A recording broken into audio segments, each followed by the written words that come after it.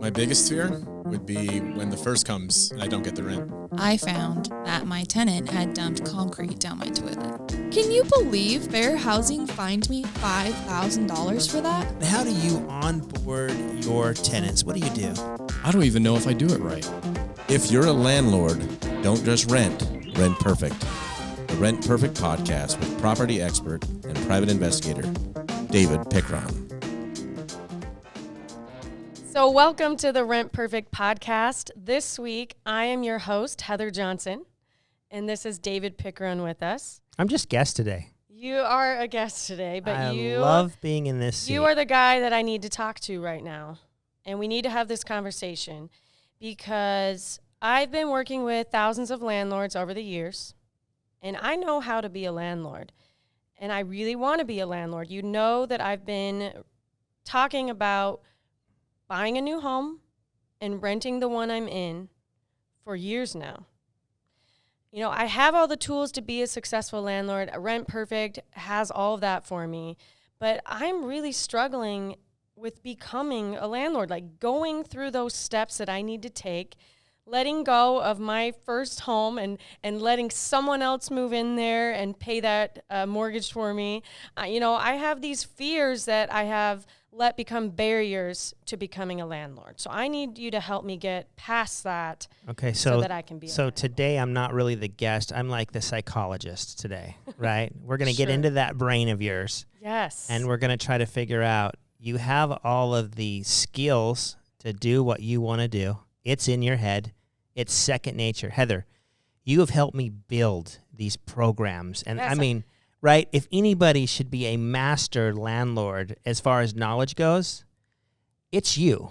But what we're talking about today is your fears and how you're feeling to make that leap. And it might be a little bit of your personality type. It might be just a little bit there.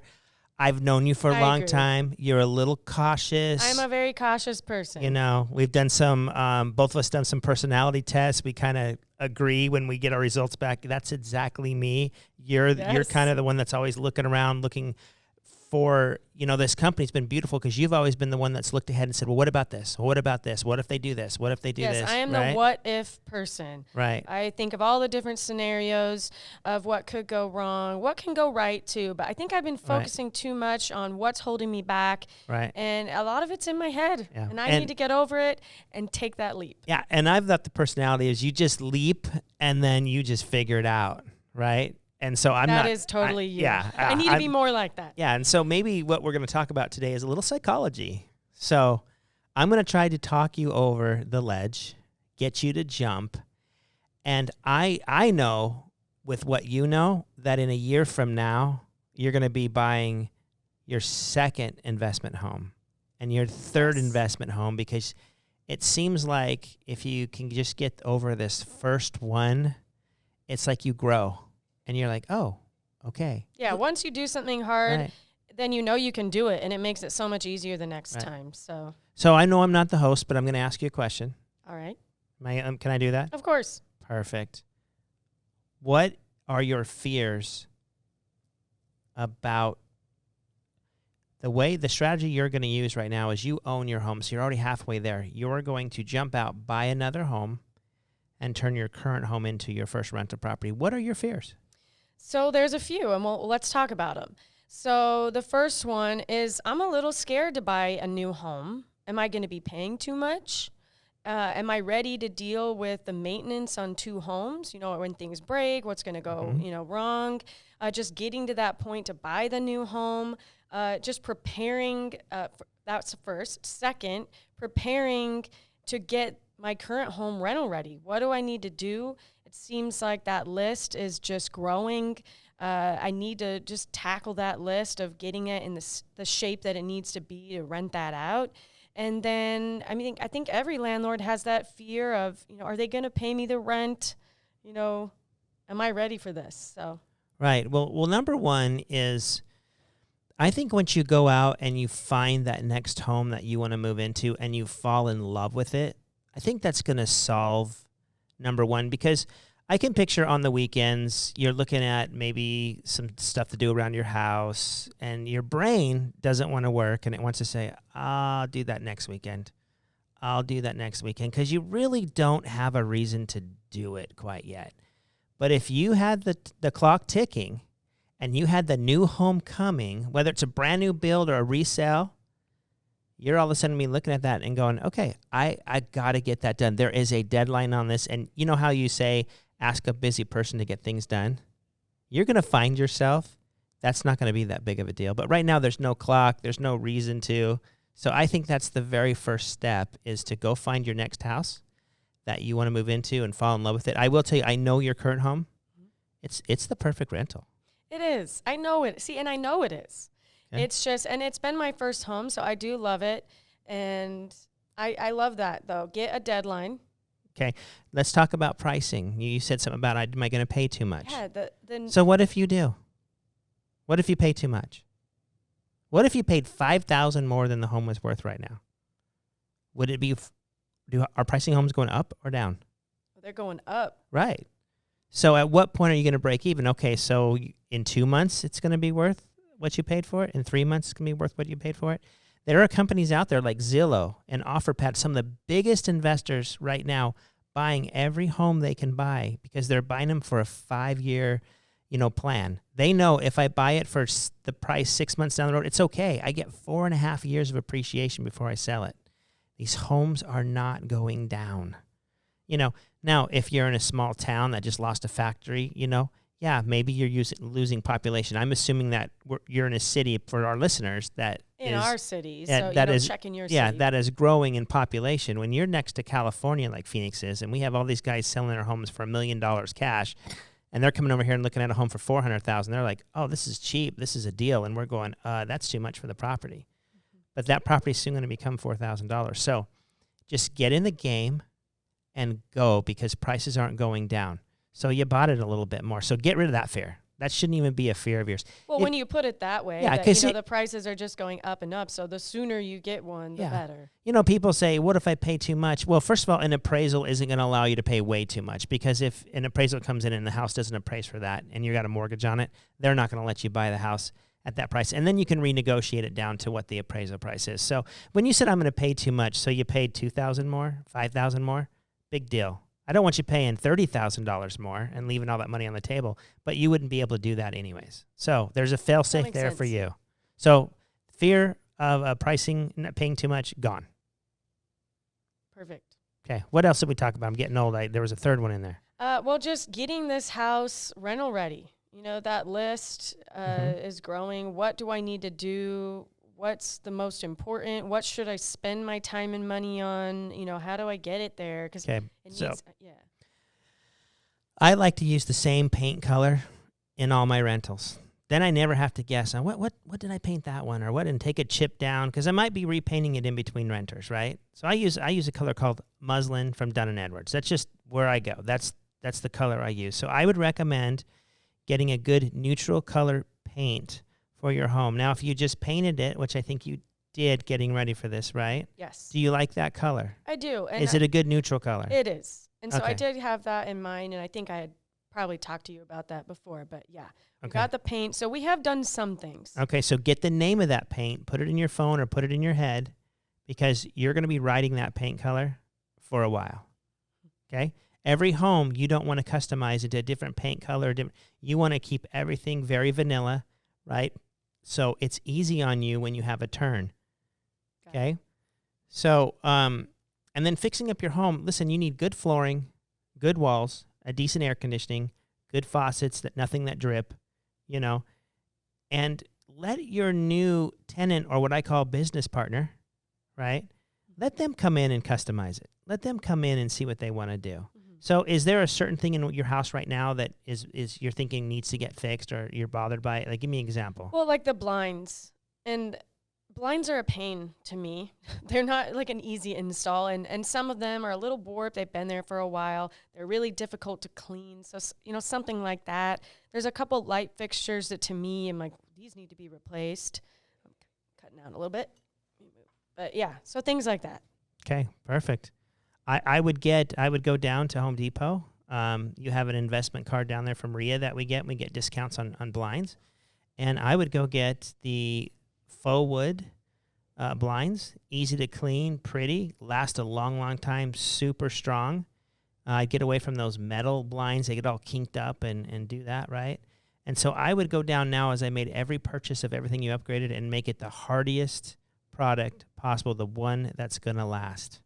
You know, I used to put those vertical blinds over the sliding glass windows, and they would always rip off the first time you would touch them. Who designed those? Yeah, no, they break terrible, so easily. terrible. So then when I'd go over to one of my properties, I'd see like 5 slats were missing, and yeah, you can go down and buy new slats for them, but they're just so cheap. Stay away from those. Yeah. Right. So you'll find that your business partners or your tenants will put curtains in there. They'll you know, because keep in mind, we want to find somebody that moves into that home who wants to stay there for 5 years. We need to make sure we find the person that sees that as their home. They're going to raise their kids there. They're going to put their kids in school, and they're going to be there a long time, right? So we want to let them customize the home to them. So the more kind of vanilla you can make it, right? They're going to walk in the house. They're going to picture, oh, my couch there, not your couch, right? They're going to picture my TV here, and they're going to mentally move in as if you do when you buy a home. So let them do that. I love it. So really, I like your advice of getting the hardy stuff that's going to last, staying neutral. I'm an indecisive person, so that's half the battle for me with the list is what do I pick out? That helps me know what to pick out. So that's great. Perfect. So what do I do now? I make my list.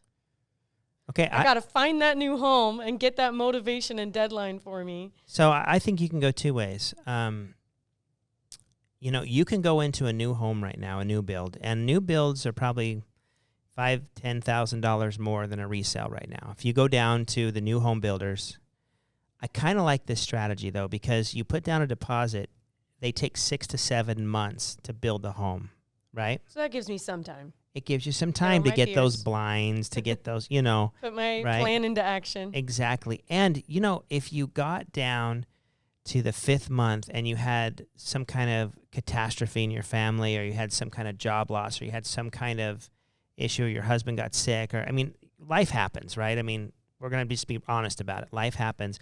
Well, because you know that my personality thinks about those things. Right. I'm like, well, what if? Right. What if this happens? Having that. You can always back out of a new build, right? So it can almost get your clock going, and you can always back out of a new build. If you go to a resale right now, you're really competing against a lot of other offers. You're going to have to come up with your money right away, and you're probably going to close in 45 days. And I think with your personality type, just knowing you, that's going to stress you out. Like, there's a whole lot to do in a very little bit of time. So those are 2 strategies you can take right now. I like both of those strategies. If I found the right house, it's a resale, I'd jump on it and do it right now. But I think for you, and if you're really saying, hey, what do you think I should do? I would send you down and put you in a new home, because when you have a warranty on a new home, you're only now going to worry about the air conditioning at your rental home, not the air conditioning at your new home, right? Great. So, exactly. Right. So you'll still worry about those same expenses you have now in your current home, but you're not going to have to worry about all that at your new home. So I think that's for you would be the comfortable way to get going. And then I think once you get over this first hurdle, I think you will put that completely away, and your second rental home that you buy is going to be extremely easy. We just need to kick you out of the nest a little bit, right? Push you off the ledge. Exactly. I need to take that leap. And you have helped put some of my fears at ease. You know, I like the new home build because it won't be too, as much maintenance. Right. Just getting, motivated where I can picture that new home that I'm going to be in, and then having that motivation to just work through that to-do list of what I need to do. Well, Heather, I know you're a smart girl. You wouldn't be in the position here at Rent Perfect that you are. You're the number 2 person here. You've helped to build all these programs. You've listened to countless hours of me coach people and be on Zoom calls and conferences. You got this down. I do. And Rent Perfect makes it so easy. I know I have the tools I need. Does. I just need to get there. So let's kick you out the nest, and let's get you under a contract within the next 45 days. I'm going to follow up with you every day Let's get, not later this year, not a couple months time. Let's get you I'm ready. under contract now. And then we'll follow up with our conversation, and I'd love to see you go through it, what you're thinking, and we'll document it. Great. Well, thanks for the advice, David. So if you haven't checked out our Successful Lazy Landlord series, David has so much advice that can help me, that can help any of you that are current landlords, want to be landlords, just have success and things that you may not have thought of. So make sure to check out that video series. Was there anything else you want to add? No, that video series is great. It's just little 3 to 5 minute little snippets on just really specific topics that take you through onboarding, the lease, rent pay, applications. Yeah, how to handle things and make it easy. Yeah, and it's just super quick snippets, so it won't take up a lot of your day, but it really has helped a lot of people I know that have watched it. Heather, I've helped hundreds of people like I am helping you today. Just get over that leap. Yeah, if right? you're like me and you're worried, don't put more barriers for yourself. Put your talk into action and just do it. Get on that road to buying your first house, buying your second house so that you can rent that house so someone else can pay that mortgage. So that's what I have in mind. So yesterday, we actually took one of my short-term renters that kind of have leased 4 to 5 months, and I actually taught them how to be a landlord. They were going to go buy a $3,000 home for themselves, and they watched our podcast. They watched everything. They came back and said, Dave, I want to do what you're doing. They bought a little 1,200 square foot home over in a little gated community, and they changed their complete strategy because they want to be a landlord. So they're jumping into there. That's exciting. Yeah, they're jumping into there. Happy. They just went into contract yesterday, called me, thank you so much. And then from there, they'll stay in there, fix it up, and then they'll jump out to their $3,000 and they'll have a rental. So I have people around me that are watching these podcasts, listening to this stuff, and really finding a lot of success in their life, which makes me happy. Yes, and Rent Perfect makes it so easy. Right. So anyway, thanks for watching. I'm excited. I'm going to make the leap. We'll check back in on a later podcast and let you know how I'm doing. And thanks for the advice, Dave. I feel much better about That's awesome. becoming a landlord. Love to see it.